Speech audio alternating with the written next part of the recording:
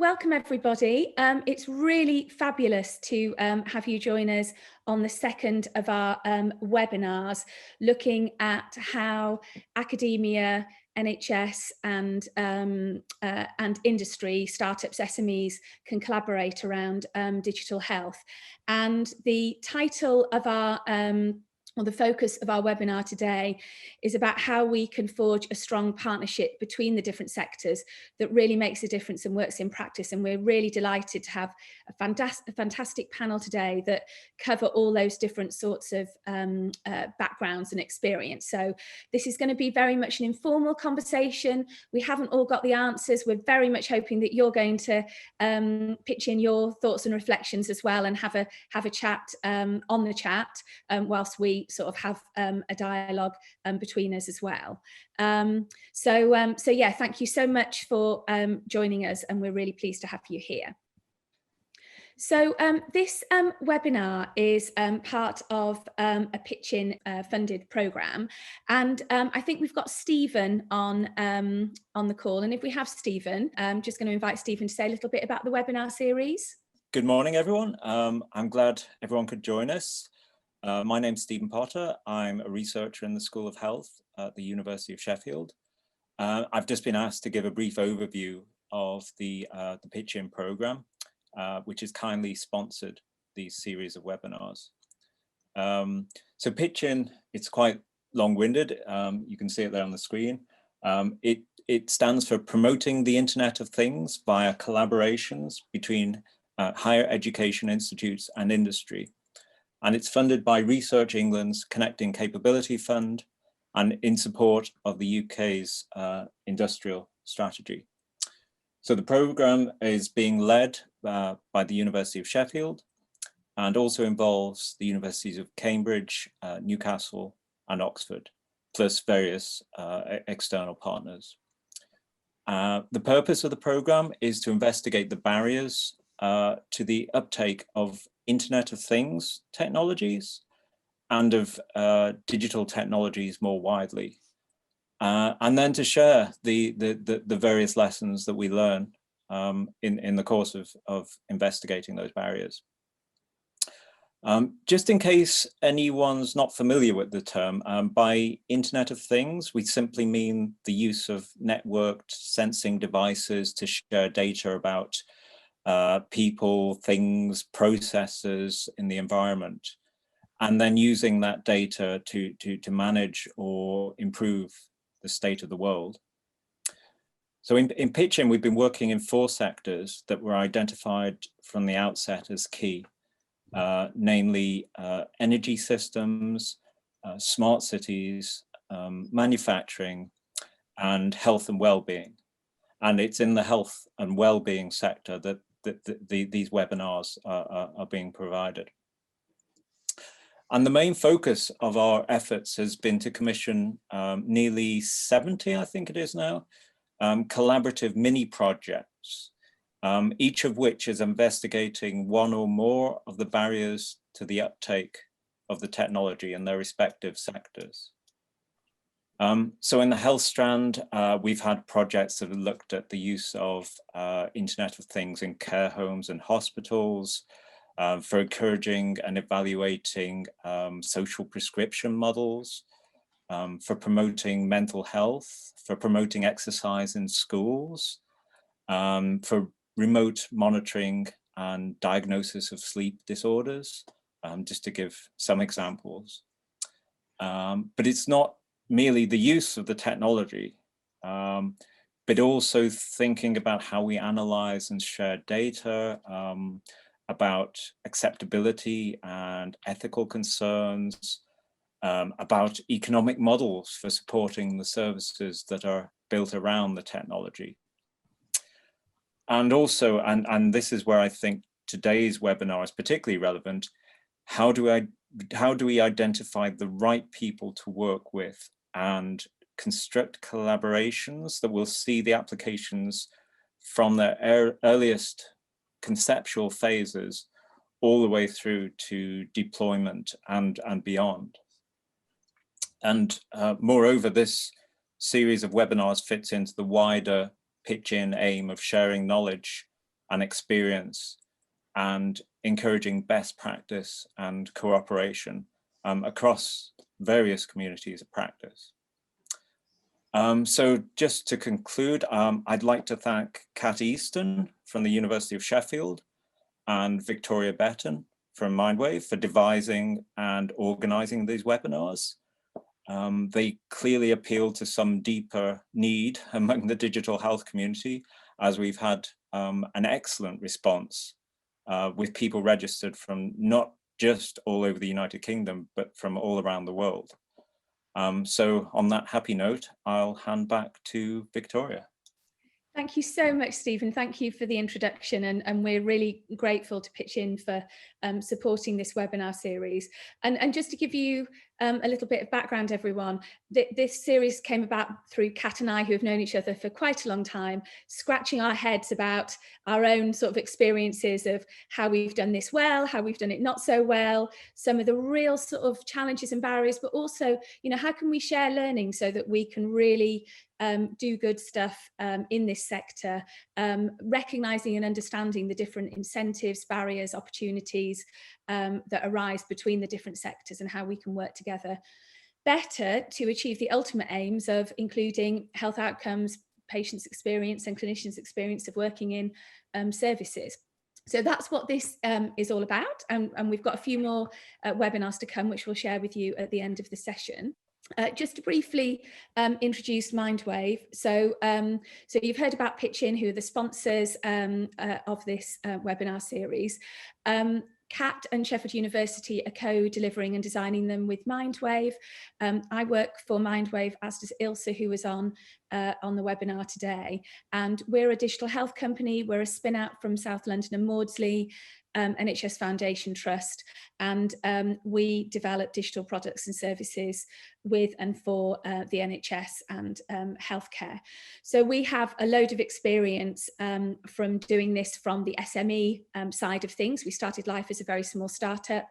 My personal background was in the NHS for 20 plus years, and before that the charity sector, so I'm fairly new to industry. And I also, through my PhD, have some experience of spending time in academia, so I'm really, what makes it personal for me is just being fascinated about how different each of these different sectors and parties are, and learning a lot, often the hard way, about how to do it well and how not to do it so well. So that's a little bit about Mindwave. If we could move on, Mark, then just want to briefly talk about what we what the takeaways are from this session today. So we want to think about collaborative working, about how you set requirements, thinking about different models and approaches, how you onboard and engage through digital technologies, but ultimately how you build a successful relationship and achieve research goals and the goals of the NHS, and build sustainable products and services that make a difference in practice. So that's quite a lofty aim. We'll see how far we get, but we've got an excellent panel, so I'm sure we're going to get there. So I'd really like now to introduce you to each of the panel, and I'm going to invite each of the panel members just to say a little bit about their particular sort of their expertise really, and where they're coming from, and maybe just a little bit about what makes it personal to you, why you care about this topic. So Kat, would you like to kick us off? Tell us a bit about you and why this topic's important to you. Okay, cool. Hi everyone. You might have seen me last week. I'm Kat Easton. I'm a lecturer in psychology at Sheffield University in the School of Education now. But for many years, I was in the Centre for Assistive Technology and Connected Healthcare, so that's CATCH, at the University of Sheffield. So that was a research centre, and my role there was to work with industry on health tech projects. And that was a very steep learning curve. So this is a really interesting topic for me, because I've had a lot of success, and there's other projects that have not gone as well or as smoothly, and I want to learn more all the time about how we can do this well. Thank you, Kat. And Ilse. So Ilse is the woman on the group chat, and is also going to have a conversation with me about how our approach at Mindwave in terms of building products and services. But Ilse, would you like to say hello? Yeah, hi everyone. My name's Ilse. I'm a senior designer and UX researcher at Mindwave. I've worked in digital healthcare for just 2 years at the moment. Prior to that, I was an industrial product designer. I had my own company, and I also lectured for 10 years at Lincoln University. So when I was developing products industrially, a lot of those were focused around healthcare. So there is a lot of crossover between the different areas that I've worked in. And today, I guess I'm just keen to learn from the other panel members and their different approaches based on their personal histories. Thank you so much, Ilse. If we could have the next slide, please, Mark. So David, would you like to introduce yourself and say why this topic is important to you, why you care about it? Hello, everyone. David Calder from the Knowledge Transfer Network. I've actually been in digital health for quite some time now, since about 2008, on and off, but permanently working in it for the KTN since 2014. And prior to that, I had a career in engineering, manufacturing, product development, and so on. So I've got quite a technical background. My job now involves quite a lot of direct support with SMEs. I'm presuming there's quite a few of you on the line today, on the call today. And the KTN's role is to help you as SMEs across all sectors, obviously my area being digital health, to innovate more rapidly, to help you make those connections that you need in terms of business partners, academic partners, and funding resources. We don't fund, but we can help link you to the right sort of funding depending on what stage you're at. So after talking to quite a lot of SMEs, and usually after each conversation, particularly with the younger ones, it's quite clear to me that there's a lot that you need to know that you don't know before you start on a journey. And healthcare is a slightly different sector to others.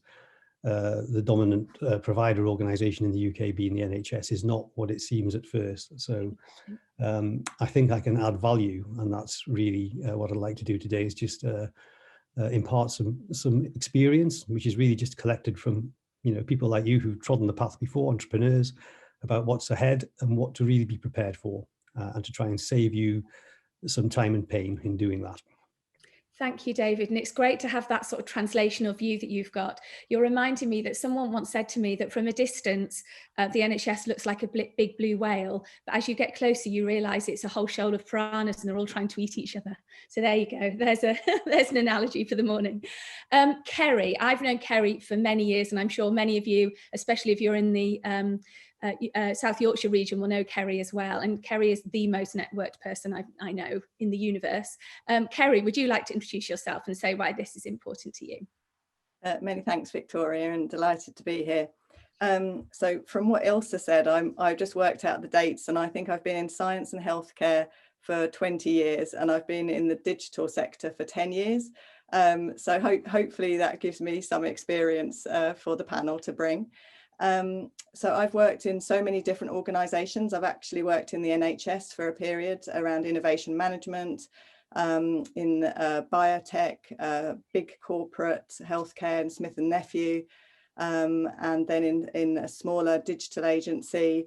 And now I work a lot with startups. So I really see the whole kind of spectrum of different organisations and how they interact. And I often operate at the interface of those. And in a way, so much so that 5 years ago, I set up my own business and called Connect and Create, because I love making connections so much. It really makes me tick. And then recently, at the beginning of December, half my time is actually now in a role called Super Connector. And believe me, I didn't choose that. It was kind of forced upon me, but actually I'm just going with it and having a bit of fun with it. And anyway, so hopefully today I can give some suggestions about connecting and some of the different perspectives, I suppose, of different organisations. Thank you. Kerry, thank you so much. And great to see everyone introducing themselves on the chat as well. Please do get stuck in, because it's just so lovely to see the diverse experiences and backgrounds and sectors that people are joining from. So please do join in. Ajaz, introduce yourself, please, and tell us why this topic's important to you. Hi, everyone. So I'm Ajaz Zahid. I work in the South Yorkshire and Bassetlaw Integrated Care System, but I've got a dual role. I'm also an employee of the Yorkshire and Humber Academic Health Science Network, and but our team is embedded within the NHS in the ICS here in South Yorkshire and Bassetlaw. So it's a relatively new model of working for the Academic Health Science Network, where and as some of you might be aware, the HSN is mostly involved in actually does traverse the three areas that we're talking about today: academia, the commercial sector, and the NHS.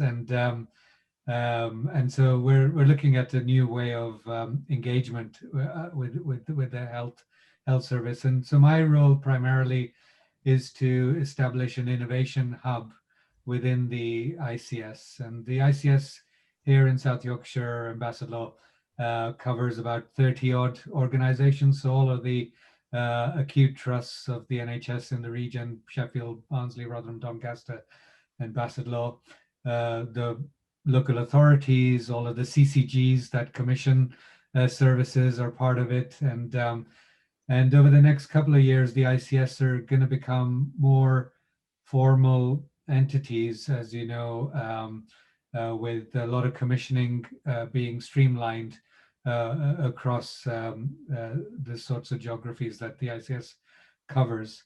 In terms of background, I originally started my career in the NHS just over 20 years ago, straight out of university as a young biomedical engineer, trained as a clinical scientist. And initially I was involved in developing healthcare technologies from within the NHS, but at the time we had a lot of partnerships with academia as well. Some of those technologies ended up in the commercial sector many years later, and often at a time when, by the time those technologies actually became quite redundant or obsolete in some cases. So going through that whole pipeline process that we had at the time, we would find that we would spend a lot of time and years and effort in developing this stuff and going through a very robust process of, you know, ethics and clinical studies and trials and whatnot. And by the time you get to the other end, you know, there'd be something in the commercial sector that is much more, you know, that kind of supersedes it, a lot of the work that we've done. And so I left the NHS after about 8, 9 years, got a fellowship from the National Endowment for Science and Technology and the Arts, NESTA. And that took me abroad, and I never came back for about another 7, 8 years. So I spent many years abroad, spent quite a bit of time at MIT in Boston and in the really fascinating you know, entrepreneurial ecosystem that's part. And as part of that, I worked in a bunch of healthcare startups there as well. So that gave me a totally different perspective. And then for my sins, I returned to the NHS a few years ago in a very different role, but it's quite exciting. It's giving me an opportunity to bring some of that kind of startup mentality into the NHS. So the innovation hub that we've been developing here in the ICS, I look at it as a startup, and our team, you know, are try to bring in some of those kind of lean processes into it. The last year has been challenging, as you know, with the COVID. So we'll talk a bit more about that. So enough about me. Thank you so much, Ajaz. And it's really interesting. I'd love to hear more during the session about how you try and create a sort of a protected space for this sort of work within a big bureaucratic system. I'm aware that we've got people from many different backgrounds, and we've all got our own sort of acronyms and jargon. For people that aren't familiar with ICSs, they're integrated care systems, and the NHS is constantly being reorganised and restructured, which is one of the many challenges for people that want to work with it.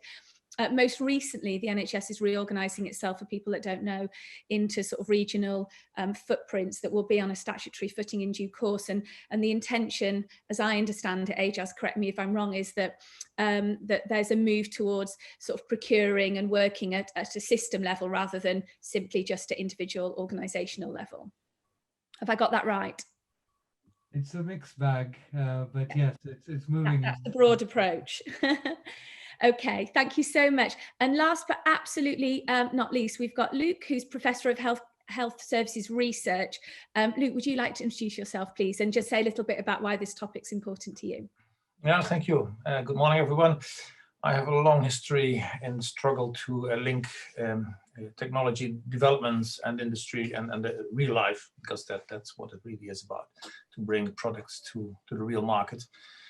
I started I have a medical background, and I started in a research institute that developed technology for people with disabilities. And that was in a time that it was not all digital. We also made real things that you can hold in your hands.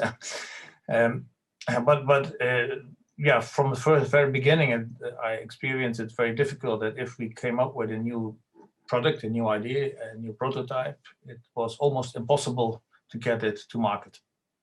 So to be honest, I think at least 9 in 10 things that we developed have never reached that stage. And that creates a feeling of, my God, what I'm doing, why do we do this? Yeah. Later in my career, I became academic and worked as a professor in the University of Maastricht and another university.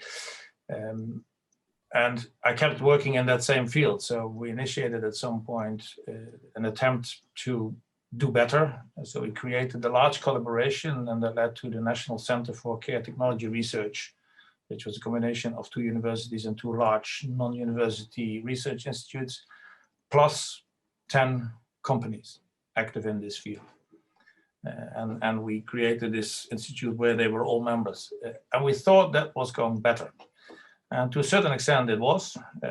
From an academic perspective, we did very well. We reached the highest possible excellence gradings, and a lot of research, 300 PhDs, all fantastic. But if you look at the real outcome in terms of products that are usable by the people we make them for, it's a different story. So also there, it appeared to be very difficult. It was much better because we built long-term relationships. So I've been working on this relationship forever almost. When I came to Sheffield 4.5 years ago, I came with that experience, and I thought, well, the university could gain from that experience, and let's try to set something similar up here. And that appears to be very difficult. Thank you so much, Luke, and I can share your pain. I think I've definitely been involved in at least 5 products that never got to market or even to implementation, to be honest. So I think all of us have learnt the hard way over the years. If people have got particular questions that they would like to ask, or indeed comments or observations as we go, just keep putting them in the chat. So now I don't know whether I've got this cracked. This is my slide, but I was trying to think before this session about the types of ways in which the 3 sectors might work together. And I'd just like to invite any of the panel to sort of comment on them. Particularly David, actually, you might have a take on this. So at Mindwave, we're often asked to come in and build a product for researchers, health researchers who want to use an app or a website to either consent people into research or to gather research data from people's sort of everyday lives. Sometimes clinicians or researchers actually want to build a digital therapeutic intervention, for example, and they involve a tech company in that. Sometimes academics involve tech companies and the NHS as partners, like co-applicants in big research bids. And sometimes you get startups and SMEs approaching academia and the NHS to generate evidence about what works in their product. So there's various different ways in which people might end up working together. Have I missed anything, David? Is there anything there that I've missed? Or are those the typical ways? Well, certainly they're included in there, but I would say as well that in my mind, clinicians and researchers are somewhat interchangeable. So yes. Clinical teams are necessary in the development process because they provide the pull to the technology companies' push, so you can understand the customer much better. So it's very, very important for companies to have some kind of clinical and patient voice in what they're doing, so that what they're doing is not done in isolation from the people who are going to use it, implement it, and indeed commission it. So there are other parts of the NHS system that companies need to work with that aren't on that list as well, quite importantly, and they need to understand. Where the kind of more traditional academic fits in, it's a bit more divorced perhaps from clinical practice, is in the last piece, in the evidence gathering. I would say that's where they can represent an independent voice in terms of efficacy and perhaps cost effectiveness as well, so health technology assessments and so on. So use the academic partners where they fit the best. And one mistake that I've heard a few times is that the perception is that an academic team might be able to do something like in digital health, the coding, and they could, but they're not really the right people to do that most of the time. There's always exceptions. Commercial organizations and partnerships with them or subcontracts with them much more appropriate, where you're doing critical path project type work such as coding and technology development. So keep the academics for what they're good at, I would say. And I think that's a very good, that's our first sort of learning point, I would say, is people stick with doing the stuff they're good at, rather than trying to meddle in the other stuff. And I think you raise a really interesting point, because I've introduced this as if we have three different sectors working very differently, but actually clinicians are often researchers, researchers are clinicians, startups have clinicians within them, often their founders have a clinical background or indeed a patient background. So actually things aren't as clearly delineated as they might seem. Luke, is there anything you'd like to add there, or have I pretty much nailed it with the addition, David's addition? No, I think you have the most important point, but I would like to add one perspective, and that is that through a collaboration with academia, companies can get access to really up-to-date knowledge in fields that they maybe not have in-home. Yeah. And that's something that's often forgotten. We tend to think to separate these worlds, and academics come up with an idea and companies have to develop it to a real product, or the company comes with a product and we evaluate it. And the kind of relationship you check. But if you have a long-term true relationship, you really become partners. And universities are a fantastic source of all kinds of new knowledge and the development. And if you could tap into that as a company, that might benefit.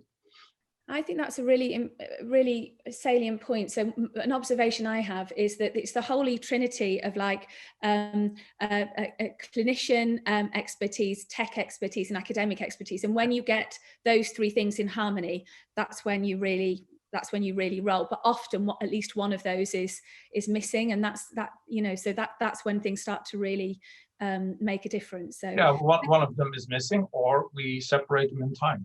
Yes.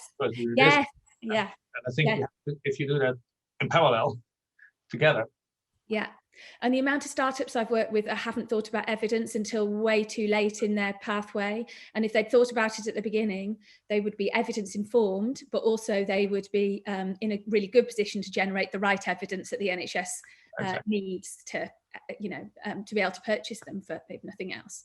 So we're just going to spend a little bit of time now just sort of relaying and just thinking about how, if we do divide those sectors up, how they tend to work, just so that we can think about what the differences are and then think about what some of the challenges might be in how they collaborate.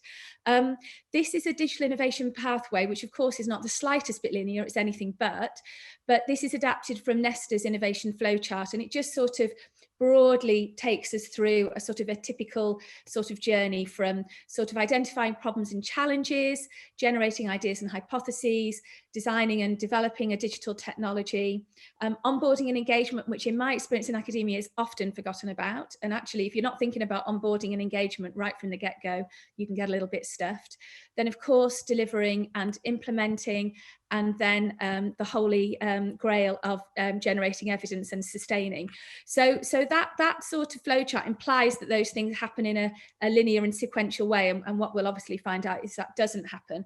But all of those things need to be part of the mix, and you need different expertise for different parts of them. So that's just to sort of lay out that broad sort of typical journey. And I just want to bring Ilse in now, and we're going to spend a few minutes And I know we've got tech companies who'll be very familiar with this on the webinar, but just a little bit of an insight into how a typical SME startup might approach, because how they work is often very different to how the NHS is used to working, and academia, as Ajaz sort of alluded to in his introduction. So Ilse, could you maybe just briefly tell us what these four words mean: discovery, alpha, beta, live, and how a company would work in those, using sprints in those phases? Sure, thanks, Victoria. My primary role within this process is very much in the discovery area, and for me that means going out and speaking to the potential users of the product that we are developing, as Victoria says, right from the get-go, and getting those users on board in a sort of co-design approach. Because we do tend to then go back to them later in the development stages to then get them to test the product for us. So in discovery, we're asking a lot of the big questions around what is valuable, what is meaningful, what happens in people's experiences day to day, how can we understand what their needs are by looking at those very personal stories, creating user personas, and starting to put ourselves in the mindset of an everyday user of the product that we're trying to develop from different perspectives as well, depending on the role and the angle that these users are coming at their product from. Then we start to move into the alpha phase, then where we'll start to create user flows and wireframes. So to be able to talk about the different personas and their journey in using a digital product from start to end, and all of the layers within that. From a business perspective, from surface to core, so what the user sees on the surface of the product, but also what goes on behind the scenes and how that affects how the product is developed and how it's presented from an interface perspective. So we come up with many different versions, first of all in a wireframe form, and then start to develop them into screens, high resolution screens and clickable prototypes. And we go to, well, during the pandemic, more recently, it's been online workshops, and we tend to use Miro quite a lot. We'll show videos of the clickable prototypes, and we'll get users' feedback and opinions on where we can improve, how this ties in with their individual perspectives and approaches. And then once we feel that we've come up with something that firmly addresses individual needs, then we start to move to beta and work with developers. Project managers then, it's their role to break that down into sprints, so that they're working with the developers to make sure that the product is developed on time and to budget for the client. And that usually goes on, there's no fixed period for that, it depends on the scale and scope of the project. And towards the end, as we start to refine and remove all of the bugs and make sure that it's running smoothly and effectively for people from an interactive perspective, then we move into live and soft launch of the product, where users will use it on a day-to-day basis, and we continually develop to make sure that it's working effectively. And I think that's a really good point, Ilse, because I think in my experience, and I was naive in the very early days of working in digital health, I sort of thought that once you build the product, that was it. And of course it isn't. And people often don't account for that ongoing support, maintenance, development, adaptation, user testing. I think when we talk about discovery and user research, it's a very different thing, a very different terminology, or a different meaning of the terminology than academics would use, which we'll come back to. It's characterized by lots of iteration rather than getting a perfect product that you want to put out there. And another observation I would have is that it's so many of our clients think they want the solution, they've got the solution already nailed before really understanding the problem. And what I really enjoy about digital design is that real sort of focus and discipline around understanding user needs and really interrogating assumptions about that problem. Kerry, any comments you've got from a sort of start? Does this resonate for you in terms of the startups that you work with and how they tend to work in quite a fast-paced sort of iterative way? Yeah, definitely. I think what I was going to say actually earlier was a couple of examples that might kind of help bring this to life. So one of them, I've been working with a startup that's expert in IoT technology, and they've kind of they've worked with the university, with Sheffield and with Cambridge to kind of bring this to life. So probably like a kind of discovery alpha phase.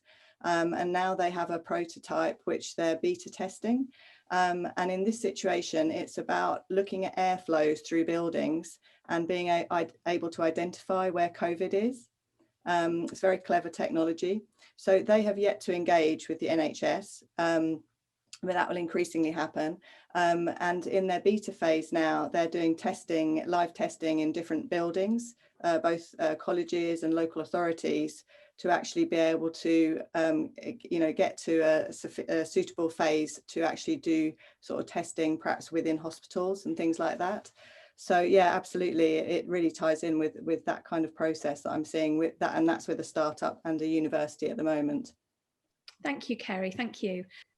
We flagged these up in the last webinar, and I won't spend ages on them, but NHS Digital has created this set of sort of design principles that have been taken from the Government Digital Service, and I think they're really interesting because there is an emerging profession within the NHS of designers, service designers, who are really shifting the emphasis just from product and the technology to understanding the problems that you're trying to solve. And as you can see, there's some really, well, I think they're really fabulous sort of design principles here around putting people at the heart of everything you do, being inclusive. I think designing for context, so thinking about a technology and how, or a service, thinking about it, how it works within the context, not only of the service, but of people's lives, is really, really fundamentally important. So for those of you that aren't familiar with those design principles, it might be something that would be useful for you to go back to. And if you do a search for them, you'll find them easily. Next slide, please. And just before we finish off on a sort of taking an SME take on this, this is the double diamond from the Design Council, or an adaptation of it that you might be familiar with. And this is just another way of conceptualizing this iterative process. But Ilse, would you just like to say a few words about this sort of research, define, ideate, validate approach? Yeah, thanks, Victoria. It's really interesting actually, because we looked at the previous slide in terms of discovery, alpha, beta, live, and it does seem like a very linear structured approach. In my previous roles as an industrial designer, I've always tried to take a more empirical approach to how we develop products. And I guess it's kind of different in some senses in how with tech, particularly developers tend to think in that sort of very logical, linear way. And it's how we can adapt those approaches so that we can actually be creative and get into the empathetic part at discovery stage and run with some of those individual user stories to be able to broaden the thinking out so that we can really look for connections across different people's experiences. So that when we start to come into alpha, we can then think about how to refine those and bring them down to something that we can iterate from further and develop the detail from. So we tend to think in Mindwave about these 4 areas a bit like the discovery, alpha, beta, live, in the sense that in discovery we will go broad and we will hear about the depth of people's experiences, and then we'll start to bring that in to make sense on a broader scale. And then broaden it out again, because then we want to look at the fine detail, but at some point we have to get it to a workable product. So it is this kind of living, breathing system that's constantly adapting to take on more information and then narrow it down to the most important things that we can take further into a final finished product. Thank you so much, Ilse. That was a really beautiful way of describing it. Let's move on to the next slide, because I think that's a really nice juxtaposition then to a typical academic research process. And I know we've got many academics on the webinar, so this will be familiar to many of you. But Kat, could you maybe just start to illuminate a typical academic process? And I'm sure, Luke, you'll want to come in and comment on it as well. Yeah, so I was thinking about this, and there's 2 images here on the slides. One is from 2 decades ago, the MRC framework for developing complex interventions, and then that was updated more recently, still over a decade ago, and they just drew arrows in different directions really for that. But the traditional academic process is really slow when we're thinking about developing interventions. A lot of these ideas came about with this flow before digital. So when, as academics, or in my area as a psychologist, when I'm thinking about active components and the theory and the mechanisms of change behind an intervention, these are things that can stay quite constant once we've identified them and tested them. We're looking for like active ingredients in an intervention. But when it comes to tech, that mode of delivery, or what that tech can offer us in an intervention, is changing so rapidly that from an academic perspective, it's very, very hard to keep up. So when we're looking for funding, for example, we can spend 6 months developing a consortium and writing a bid that then gets submitted, and we wait for 4 months to hear back from the funders to see whether or not we can go for interview, or if there's a second stage of application. And then if we're successful, it can take many, many more months to get the paperwork sorted and ethics approval to even begin to start working with people. So before you know it, in terms of an academic's time, which is very often, unless they're in a research centre, split between a huge amount of teaching and then different research projects, a year and a half's gone by, and your idea hasn't even begun to be developed or tested yet. So that's the kind of traditional academic approach that obviously can't keep up with the pace of digital. It's such a different model, isn't it? And the lead-in time is so long. I mean, you're just reminding me of academic bids I've been part of, that actually when I spent a year involved in one consortium with weekly meetings that never came to fruition. And of course, as I understand it, academics are, you're funded, it's part of your role, but I was doing it in a completely unfunded capacity as part of a small company.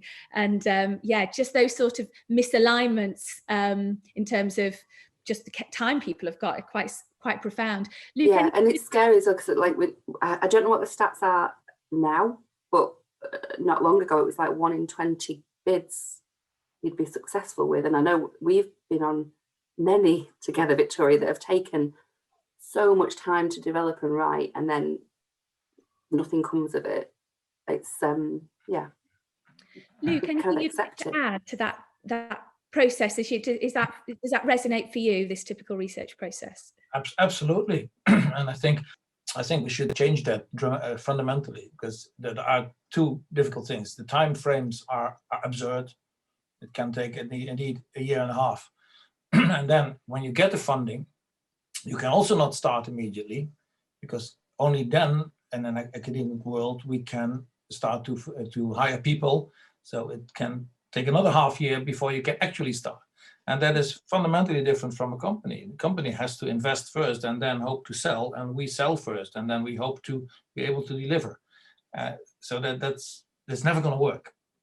The other thing is that how we are incentivized for the university. When I have my annual talk about how I'm performing, they only look at how much money do you bring in and how much do you publish.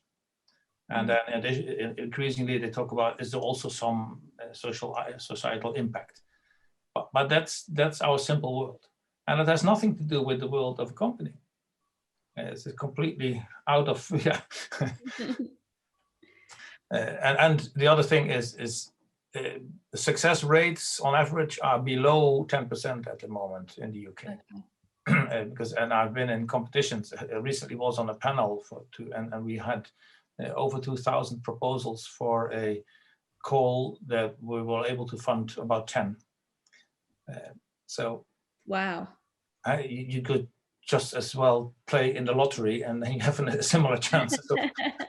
And is that getting more competitive because of the constrained environment we find ourselves in? It has become terribly competitive, much more than it was. In the beginning of my career, let's say 25 years ago, my success rate was 50%. And then it gradually decreased, and at the moment it is below 10. And it's not because I write stupid proposals, but because it's extreme competition. Yeah. So I think we have to think of completely different models. And that's why I believed in building a center with long-term relationships where you can really build, but that is almost impossible in the academic structures.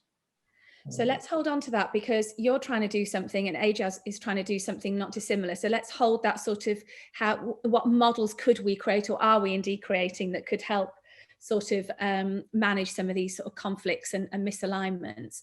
Yeah, so these images are a little bit small, but hopefully we can make all this available to people. So these two images come from the EPSRC website. So the EPSR engineering, physical sciences. Yeah, we wanted to define that for people. Go away and work it out. We can Google it.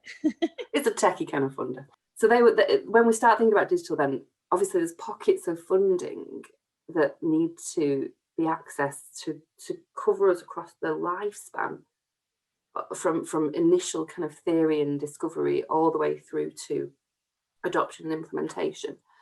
And who can lead on these bids and how that money can be spent is really complicated. And so often academics have, a lot of success in the early stages with the funding. So you've got that basic applied research, some of the kind of user-centered design work and that kind of thing, and then obviously trials. But there's so many different pockets of funding that, for me anyway, and I don't know if anyone else listening has got this experience from an academic perspective, there are so many projects that we've been successful in getting bits of money for, but then we don't get more, and we have to very quickly look for opportunities in funding, and we might be juggling lots of different projects and product ideas at that time. So yeah, it's really complicated, and I don't have a solution with this, but I just wanted to kind of show people. We are going to move on to some of the solutions though, before we completely make everyone miserable and thinking they can't do anything. But we're going to stick with how tough it is for the immediate. So we could have the next slide, please. Before we get on to this broader conversation, I just want to bring Ajaz in. So Ajaz, we've both worked in the NHS for a long time, and you currently sort of work at a regional level for the Academic Health Science Network, and you're trying to create some spaces. But before we get into some of the solutions, could you just sort of, for people that aren't familiar with how the NHS work, just sort of start to talk a little bit about some of the processes and just sort of broadly the culture and the sort of project management approach of NHS organisations, please? Yes, so it's interesting, and you see, Yorkshire and Humber Academic Health Science Network works across 3 major ICS areas, so West Yorkshire and Harrogate, Humber Coast and Vale, and South Yorkshire and Bassetlaw. And even between those 3 ICSs, I sometimes find there's slightly different cultures and slightly different tolerance and different levels of conservatism as well when it comes to adoption of innovation and being open to trialing and testing and experimenting with new ideas. And we're also trying to build somewhat of a more, as you've talked about in that development process, many of these technologies or innovations that we're trying to introduce in our region have already gone through that kind of iterative process somewhere else. They've probably been developed in partnership with the NHS in possibly a different part of the country, and have an evidence base behind them. And then they come, we're ready to adopt them in our particular geography. But even at that stage, you sometimes find you need a process of evaluation to be brought in. Now, will this work in this context? Of course, it's worked in Kent or in Scotland or wherever, but will it work in Yorkshire? And oftentimes that relates to context. Services. Sometimes I love that analogy that you gave earlier, Victoria, about the whale versus the little piranhas. And sometimes people think the academic as well as the industry sector think that this is one entity. We've done this work in one part of the country, and now we can spread it across the rest very quickly. But when it comes to the adoption end, the spread end, we find ourselves again going through similar processes, and again these very linear structures in place where you're trying to go through a process of validating that this innovation is going to work within the local context. So at our end, we're trying to build a more circular, iterative and more rapid and lean and agile process within that. So we can very quickly make our, funders, which is in our case, commissioners, happy that this is going to work in the local context. It already has evidence behind it, but we need to very quickly adopt this. And what do we need to very quickly be able to do that, to prove that it is going to be value for money, it's going to have a return on investment, is going to be adequate, so that they can, adopt it very quickly. And so very similar processes to the early stage, cyclical, iterative, double diamond type processes, and we want to be able to adopt that. So just 2 weeks ago, I was actually running a little human-centered design workshop for staff in the ICS, just to give them a flavor of that kind of thinking, that kind of design thinking.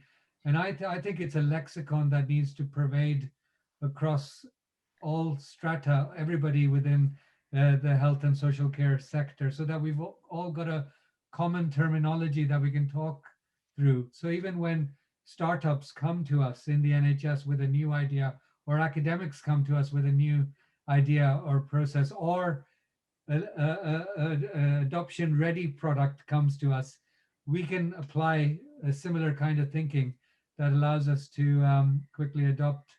So Ajaz, one of the things that I didn't know, and it made me feel very naive, I was talking to a very senior nurse a few weeks ago, and we were talking about adoption and scale of technology. And one of the things she said was, a ton of clinical practice isn't codified, and it isn't consistent from context to context. So just because you've created an application that works in one context and you've tested it and it's shown to be successful in that context, does not necessarily mean that it will then work in another. So that's one point. And then you've got the culture, the engagement, the enthusiasm that you've got to get from a clinician. And we've had quite a few comments in the group chat about the lack of capacity the NHS has got now, because of course it's under huge sort of pressure from COVID. So I think there's something about an appreciation of just the complex, not underestimating the complexity of healthcare services, but then you've got very waterfall project management, Prince 2 type project management, which is typically used within the NHS, which is bumping up against these more iterative approaches that you're trying. So there's something about just a certain rigidity to how we do things within the NHS. And I'm allowed to say this because I was working in there till recently, that I think creates a little bit of a clash. Would that resonate for you, Ajaz? Absolutely, definitely does. And I would agree that there is, as I mentioned, very linear process within those existing methodologies that have been around for some time now. And if we want to adopt some of these emerging, particularly digital technologies, which are rapidly changing, we definitely need a much more agile kind of framework to support that. But you're right, at the moment we find ourselves in a very difficult place, but it's always been the case. We have had clinicians on the ground, firefighting constantly, really, really busy. But everybody I talk to everybody's really enthusiastic about new ideas and new innovative ways of doing things. And, everyone, in the health sector would like to have a thinking space, some time, some carved out, or an opportunity, or maybe a new type of structure. I don't actually have the answer, but I'm experimenting with a few things at the moment about how we can create a thinking space for people to be able to brainstorm ideas in a relatively leaner way, so that it doesn't increase the demands on their time. That's a really interesting point, Ajaz, because the whole time I worked in the NHS, people were always saying we've got to create time to reflect and think. And of course, academia is very reflective, but actually the NHS has quite a driver sort of culture. It's quite a practical, doey sort of culture, isn't it? So, and because it's target driven as well, and those targets are daily, weekly, monthly, yearly, maybe that sort of facilitates that, or doesn't always enable that space for reflection. I'm aware that I want to move us on to a more upbeat, solution-focused approach. But before I do that, I just want to invite Kerry and David as sort of boundary spanners, and just thinking about these three sort of sectors and their different sort of cultures and approaches. Just any sort of final reflections on some of those challenges, anything we might not have picked up already. So David, over to you first. Oh, wow.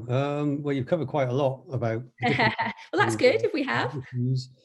I was just saying that in the chat, but right now, not all of the NHS is under huge pressure. That's something I've observed as a patient myself. There's a lot of quiet bits of it. I don't quite understand why that's not being used as an opportunity, with a backlog growing all the time in, you know, some pretty unpleasant diseases. So that's just something that I don't understand as a citizen of the country, because I'm, you know, I have my own interface with the NHS outside of work. One thing, there's an opportunity being missed, one would think. So no, it's no, I can't really add anything, I'm afraid. I think that's good. That's good, David. That means that we've been pretty comprehensive. Kerry, anything from you? Yeah, I was just going to say, from a small company perspective, just to touch on some of the challenges. So just by way of example, one of the companies that I worked with, it had kind of an active trial up in the Outer Hebrides, and then it also had activity down in the southeast. And I think it's sort of appreciating that, how much strain that could put on a small business. And I think what Ajaz is saying is spot on, because you know, he's suggesting making a kind of consistent process that at least would bring some kind of level playing field across all the different aspects of the NHS, and kind of make it easier to engage. Because I think at the moment, many small companies that I'm interacting with, they're having to kind of like adapt to lots of different nuance and characteristics of different parts of the organization. So I think anything that brings a kind of easier route in, that's more straightforward, would be very welcome. Well, that is a perfect segue to us starting to think about some of that. So while you're teeing up the next slide as well, just on that subject, I wonder, it's something that Ajaz can maybe comment on. I wonder if there's an opportunity for industry to be engaged more early in the process, particularly with these ICSs forming. The collaboration started early will result in the company understanding the needs better, and the NHS organisations understanding the company better, which will address some of the down the pathway challenges of adoption later. Because a lot of the problems you see is this kind of large organisation, small organisation interface, i.e. large NHS, small SME. And there's a fear of placing contracts with small companies because of fear of the unknown, you know, and the fact that they could, you know, in theory, disappear more easily than a large corporate. So if the engagement is earlier, it would be better. Really interesting points, and a personal reflection is I think that procurement's not always that well understood, even by procurement people, and actually we don't use pre-procurement market engagement well enough to help shape specifications and shape procurement.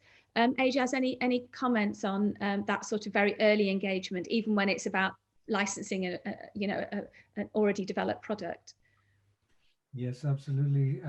Hopefully the type of model that we're trying to create within South Yorkshire and Bassetlaw with the ICE Innovation Hub could play a role there, where one of the things that we're trying to do at the moment is to build, I guess you could think of it as a repository of unmet needs, you know, capturing unmet needs from across all the different organizations that form the ICS.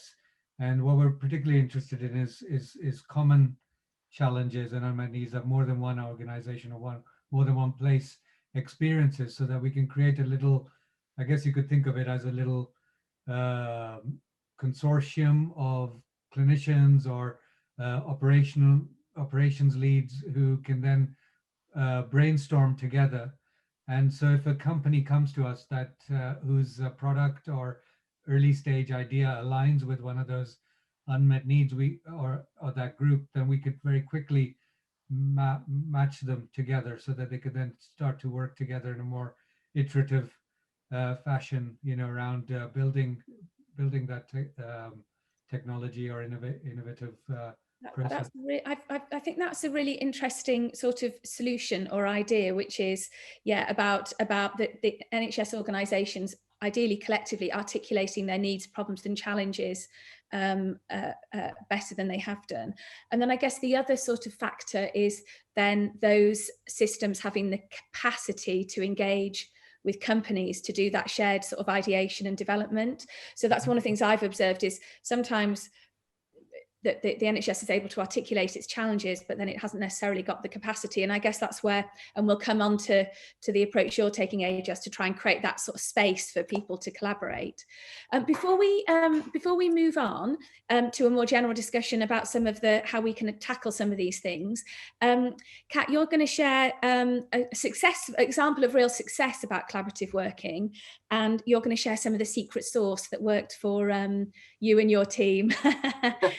So do you want to just well, like 5 minutes? I'll go really, really quick on this, because I'd like to hear all the people's thoughts on the panel, because this was like a really neat project, and it's not often like this.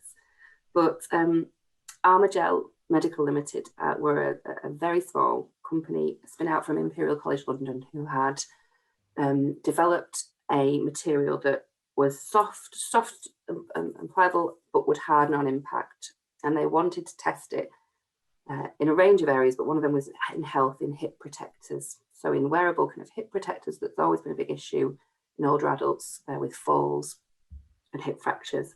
And they had embedded some sensors into that material as well that would measure peripherals and send alerts and that kind of thing. So it was a kind of really neat project, and they had approached a few different academic organisations to tender to do the evaluation, like user testing and evaluation on this. So in my role at Catch, we put forward some ideas, and they decided to go with us. So we all went for phase 2 SBRI funding, with the company Armagel leading that bid.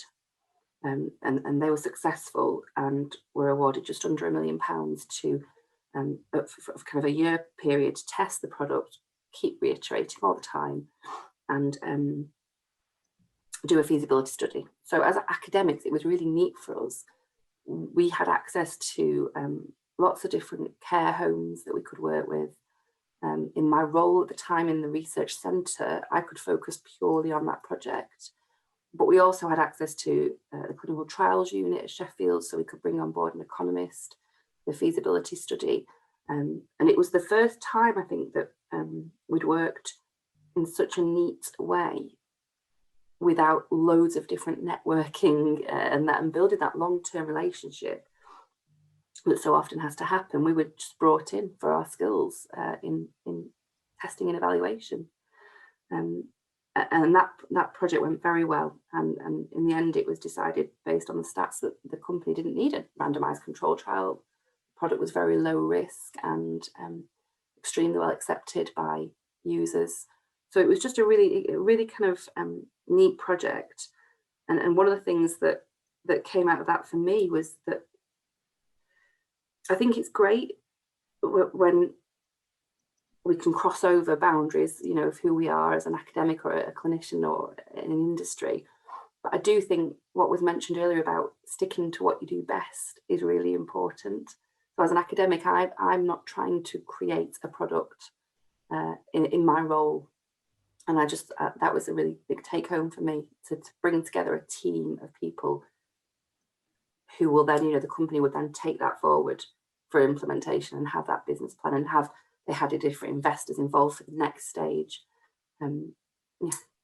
Thank you, Kat. That's a really nice example. And there's a really strong theme coming through, isn't there, about recognising each other's expertise and working in a way that enables everyone's expertise to come out and not trying to sort of tread on each other's toes, I guess. If we could move on to the next slide, I just want to spend the next sort of 5 or 10 minutes talking about success factors. And Luke, I know you've spoken about how you're taking steps to create more successful sort of collaborative projects. Could you maybe talk a little bit about your approach, and we can maybe pull out some themes that maybe could apply to other contexts? Yes, of course. I can't tell you these fantastic success stories, but the general approach that I've tried to work on. And the key is build long-term relationships. Yes. And one key element in that is that in any discussion with companies, I started with saying, I'm not interested in intellectual property. We haven't touched upon that topic. But anything we'll do, it's for you. But I do want to be your research partner. So if there is a follow-up, if there is a cost-effectiveness study or whatever implementation study, I want to be the first to work with you. That seemed to work very well because you immediately have another conversation. Very often, universities have that tendency to come up with such contracts, and they tend to think that everything that we do has to be protected. And all the knowledge comes from the university. Well, that's definitely not true. Very often it's the company who knows much more and puts much more into it. So that's one key factor in building that kind of relationships. And then we try to create a group of organizations, companies working together with a group of academics on a structural basis. And the best example is the institute we developed in the Netherlands, where 10 large companies, including Philips, also invested in the institute. So it was a kind of joint venture embedded in the universities, but also a little bit outside. As a director, I had, of course, I had to follow the rules of the university to a certain extent, but I was autonomous in taking decisions. And that made a big difference because that allowed us to change the time frame and to invest before we got funding, because we had some room to play with, some limited, but that made a big difference because then we could really work in a very early stage, and then we'll see whether we get it funded. And we even found a large bank willing to invest money in that system. And normally investors look at a specific product, but these guys, they looked at, well, this is a kind of ecosystem, kind of structure that will certainly lead to some output. We don't know exactly what, but they're willing to invest. And that created more space for us to be proactive. That's interesting. I like your point about being proactive. So what I took away from that is build long-term relationships way in advance of any sort of potential money coming around. Yeah. Make sure everyone's got some skin in the game. I hate that phrase, but you know what I mean. Well, I love under the radar. I'm a big fan of doing stuff under the radar, knowing the rules, but just sort of maneuvering so that you can get stuff done without getting sort of kiboshed by bureaucracy. And then I guess the strength you get in that collaboration is that then people are more likely to invest in you because they see a really strong set of companies and organizations and academics working together. Yes, and I think a good sign of the value of that relationship is that some of these companies came to us to talk about their strategy. Before they even made it public, we were involved in their internal strategic processes. So we know what kind of choices they made, why they made them. And we had input, and I think that's a way to go. But it is basically impossible in the rigid structures that I have found in the UK. So it seems like you have to find the spaces apart from or within that rigidity, under the radar, to create a permissive environment. Ajaz, that sounds really similar to what you're trying to do. So could you just talk a bit about the lab? I think you called it an innovation lab, did you, or hub? To what extent do those lessons that Luke described sort of apply to what you're doing and what's different? Yes, so I guess very similar in many ways, as Luke mentioned. You know, we're more concerned about is something going to work or not in the real world context, and that's where, you know, most of our interest for the most part lies. Of course, there are cases where, you know, there may have been a technology that's been developed within a research group within a hospital, and some clinicians may want to benefit from it or want to create a startup around the research project or the technology that they've developed internally. So in those cases, I would say there is sometimes a need for IP protection. But at our end of the scale, where we're mostly working at adoption and spread, yeah, we're mainly concerned about whether this is going to work in the real world, in the local context, and so we are really keen to support and ease any of the barriers that currently exist. So one of the things that we're trying to do to that end is looking at some digital tools that can help us in help streamline those processes. So having a platform where clinicians, operations leads can communicate with each other in both in real time, but then also, at a time that is convenient to them, to be able to have a continuous dialogue with industrial partners, with each other, and possibly with academic partners as well. So that's one approach that we're taking. So building on that repository that I mentioned, the trying to articulate unmet needs through that kind of a platform, but then using the same platform to be able to continue a dialogue around development. So it would take some kind of a digital form, where people can communicate with each other. You've probably seen other platforms in this kind of domain, like Crowdy City, and that crowdsource ideas, crowdsource a discussion around an idea. So something around that kind of space that allows us to bring industrial partners as well as clinicians and operations leads together. So that's one thing that we're experimenting with at the moment. Nice, and that's very much about then sort of shared dialogue, but also having diffused conversation. So, and I guess the pandemic has sort of enforced some of this, but using channels to go quite broad in terms of those conversations, and using platforms that enable you to do that. Thank you, Ajas. Kerry, I know you are doing some amazing stuff in Sheffield around trying to supercharge some of these networks. So could you share some of your insights with us, please? Thanks, Victoria. Yeah.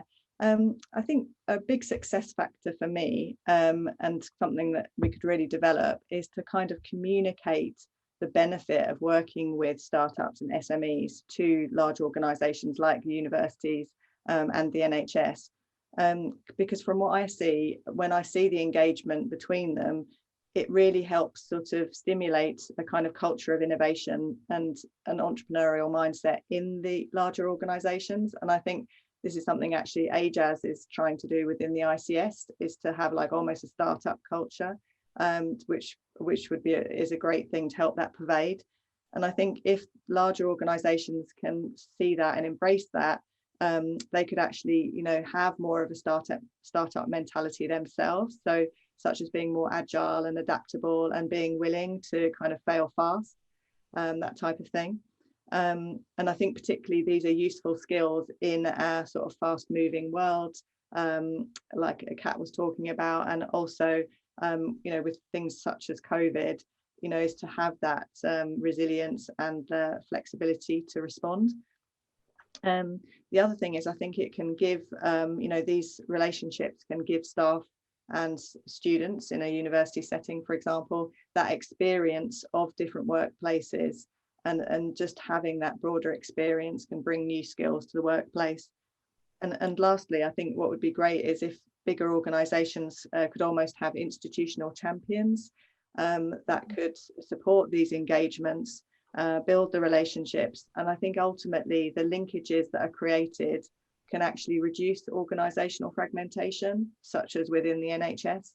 So I think those elements could be really positive going forward if we can build those bridges. I think that's a really nice, you know, we can't fix the fragmentation problem. That's too big for any of us, but finding boundary spanners or creating boundary spanning roles where people can see between and operate between those different parts of a fragmented system and that's your role, isn't it, Karen? It's David's role. Well, I think everyone is doing it in different ways. Maybe that is part of the sort of a tactical solution. Now, listen, we're coming towards the end of our time, and I'm going to invite in a moment the panel just to say a parting thought about if they had to pick out one thing that would mean success and really enable us to work well together despite the differences we have between our various different parts of the system. What would it be? But before we do that, I've just got a few more slides I'd just like to briefly touch on. If you could move down, we've done what to avoid. We'll sack that off. We'll also sack that off as well. Just wanted to briefly touch on some really practical things, which is collaborative tools. So Ajaz, you touched on Cradicity. There are other platforms as well. One of the things that often in a very practical way can just get in the way is just using different tools to communicate. And we have definitely found at Mindwave using tools like Slack, which are a bit like WhatsApp for Teams, where rather than getting things locked away in more formal communications like emails or hidden away in Word documents on non-shared drives, you actually work in the open. So there's something about how through the practical methods that you use and tools you use, you can model collaborative and open and iterative working. So I'm not going to invite people to comment on that, but I can see some nods of the head. But I just wanted to point to some of those tools that you can see here, and there are any number of institutional barriers as well to using some of them. So, and I can see Ajaz smiling there. So sometimes you have to find the one that's going to work the best or the least worse than others. And again, we haven't touched on IP, and we haven't really touched on money other than talking about big grant processes. Sophia has put some really good stuff in the chat about IP, and that might be something that people want to pick up separately. But just thinking briefly about the agile and iterative versus big research grant with fixed money, we do have some challenges about how if we're taking an agile process where we're challenging our assumptions in user-centered design, we often don't know what the output is going to be, and we don't know what we're going to build. And that creates a challenge when it comes to budgeting. So I guess I just wanted to flag up, because I think people need to be thinking about this really early on.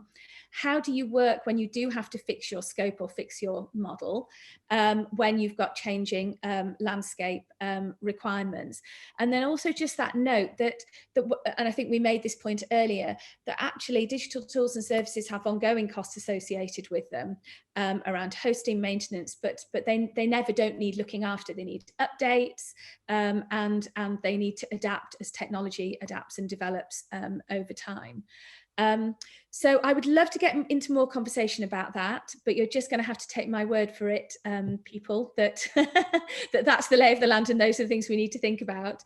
By the way, in our future session, we've had a lot of questions about evidence, and we're going to do one just dedicated to evidence. And we've got Mark from NICE, who have developed the evidence standard. So we're going to have a real deep dive into evidence for those of you that might want to join that conversation. So here are some thoughts that Ilse and the Mindwave team have sort of pulled together from our experience, and you know, these are just good hygiene factors for how you work with people. So following through on commitments, this is all about building trust and building relationships, which we've touched on ad nauseum really. But also when things do go wrong, if you've put that trust in place, then hopefully you can fix them together, and that finding communications channels that work for everyone. So I'm just going to finish up by just asking for each panel member to give a reflection that maybe builds on some of these themes. So if you had to each pull out one thing that you thought was really important to you and you'd learnt from in terms of collaborating across sectors, Kat, what would you say? You got 30 seconds. Stick to what you do best. You can't have an ego with it all, and set expectations from the outset. Beautiful, thank you. David? I think it's the early engagement and long-term relationships with the people you're going to work with directly, but also the environment, by which I mean the regulators, and you mentioned NICE there as well, people who you're going to have to convince at some point. But also, I would just add to that and extend it and say that the NHS isn't the only market for these things. And actually, there are some overseas markets where the dynamics make introducing innovation easier. Let's say it's not easy, but easier. Yeah, that's a really good point. We've very much focused on the NHS and we focused on the UK, but sadly, what often happens is that startups use the NHS to pilot and to get evidence, but then go to the US, for example, where it's much easier to sell to because of the payer model, amongst other things. So yeah, that's a really good point, David. Kerry. Thanks. Really, for me, it's about very much the ongoing communication, and to actually not underestimate the need for very good coordination and sharing of information and following up about actions, and really making those the very clear channels for people to be in touch with each other. Because I think relationships can so easily fall down if that doesn't happen.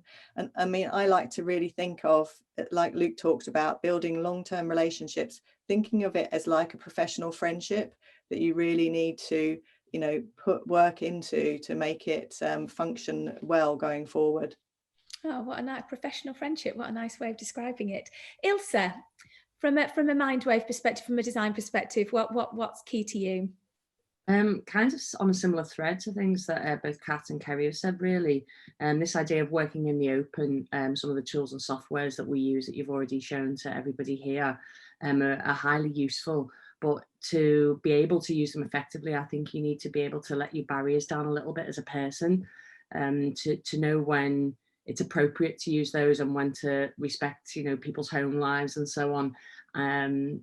Being, you know, having humility as well, I think is important when you do let those barriers down. And it ties in again with this idea of trust, and being able to talk about where, you know, what the extent of your knowledge is and where you need to learn as well. Thank you, Ilse. Thank you very much. Ajaz. It's all about relationships, really, and as everyone, Kerry mentioned, you know, this kind of almost like viewing our academic partners and also our industrial partners as an extension of the team. You know, we're all one team. That's the kind of relationship that we in the NHS would like to build, particularly with our local, you know, academic partners across Yorkshire.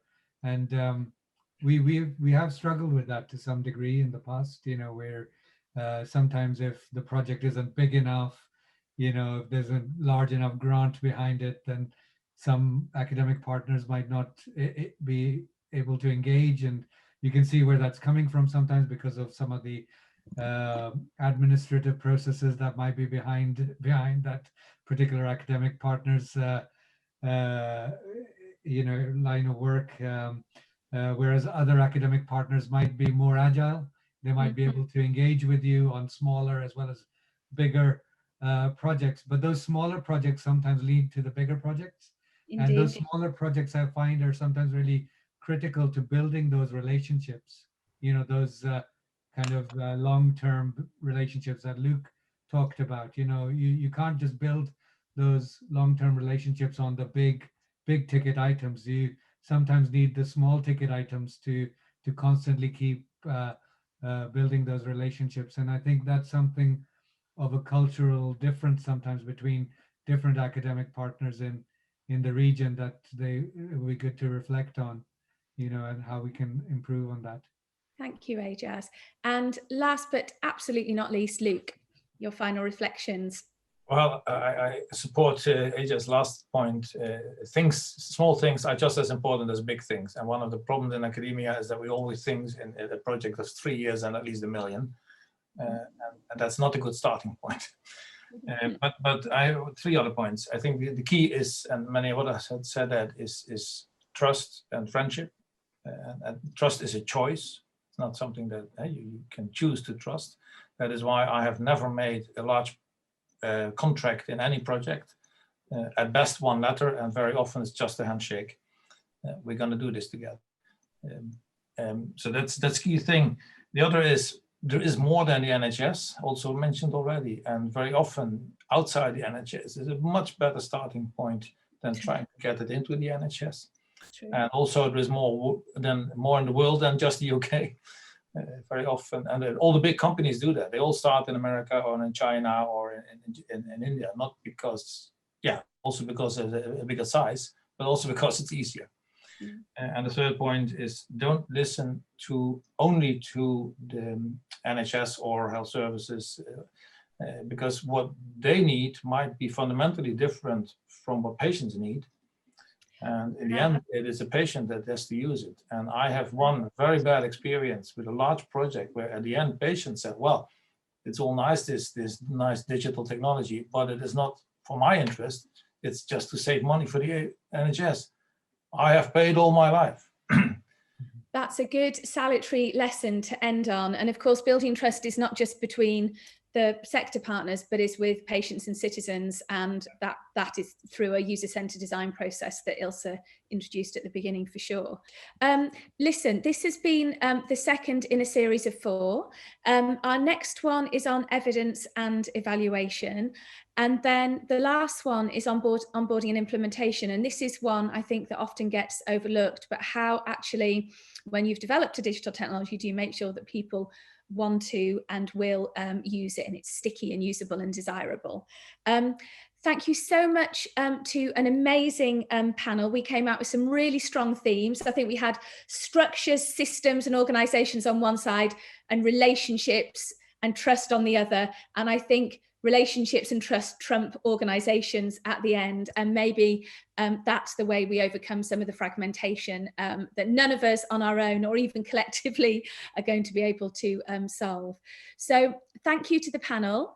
I'll have to give them a clap because no one else can do it, or at least you can't be heard if you're doing it in your own houses.